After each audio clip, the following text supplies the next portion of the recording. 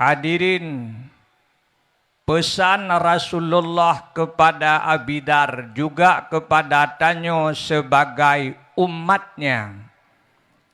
Khuziz zada kamilan fa inna safara ba'id. Ambil olehmu akan perbekalan yang sempurna. Karena rantau yang akan merantau itu amat jauh. Rantau yang akan engkau merantau itu amat sangat jauh. Kemudian Rasulullah berpesan kepada Getanyo, kunu fid dunya adyafa. Jadilah kamu di dunia bagaikan tamu. Jame gehira lipo rumo hanatrip. Tanyo dalam udip dunia gehira li Allah pun hanatrip tiat.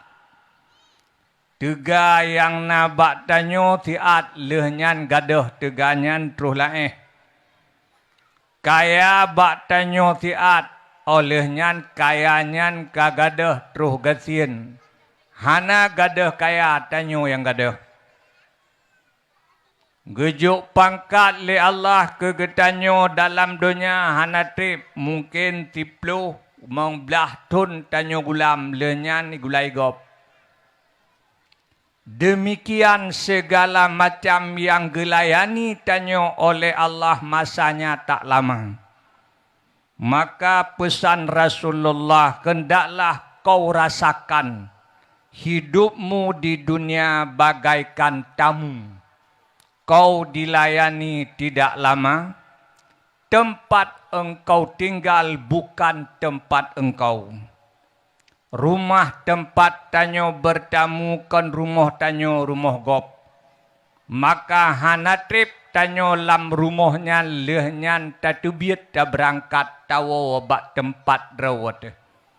Mi dan ayah rumah bina raya akan pegat dalam dunianya rumahnya ke rumah rawan. Tapi yakinlah rumahnya akan dimiliki legop. Atau rumahnya akan jid keumpun kamu datang waktunya. Maka rasakan dalam udip dunia rumah yang kalih tapegat dalam dunia ke rumah tanyo. Tapi akan takubah rumahnya kegop. Rumah tanyo kalih dipersiap oleh Allah hidih di akhirat kelak. Engkau tinggal memilih. Mau memilih sebagai rumahmu itu neraka, na'udzubillah.